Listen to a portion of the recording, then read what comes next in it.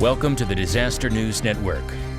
For those of you with power, we'd like to welcome you to the broadcast.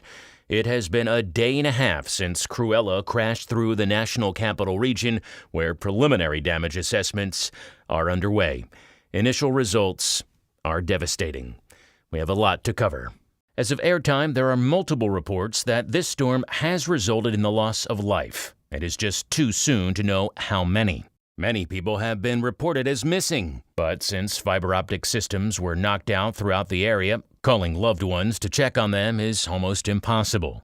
No phones and no power either.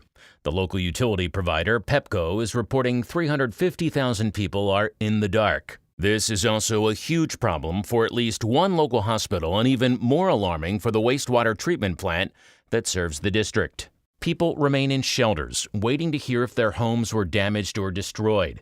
It's early yet, but officials estimate 20,000 homes were damaged, and they caution that some of those will be deemed unlivable. A whole lot of lives have been changed in the last 36 hours. If you are not already in the district, it will be almost impossible to get there.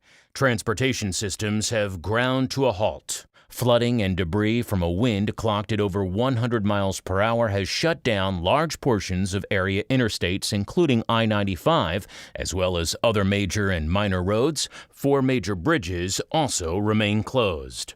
Don't expect to get anywhere on the metro either. The entire metro system is shut down since many metro stations are flooded. At this time, we also don't know the full extent of the damage to federal buildings in and around the National Mall. As we reported, this flooding was due to the overtopping of the 17th Street levee. And we are learning about interior drainage issues as well. We will have more on that as information becomes available. Unfortunately, for folks in the National Capital Region, it's not over yet. We are being told that there will be even more flooding on the main stem of the Potomac today. This is caused by heavy rainfall Cruella dumped into the Potomac River drainage basin. Here with an update on this current situation, as always, is Janice. Thanks, Brian. Here's what we have learned. As Hurricane Cruella made landfall, the Tidewater area of Virginia and the eastern shore of Maryland were hit hard. Reported rainfall totals for their area are currently estimated at 16 to 20 inches. In the District of Columbia, a total of 8 to 10 inches of rain fell, but that's not the whole story. Now, almost 2 days after the storm, we are not out of danger.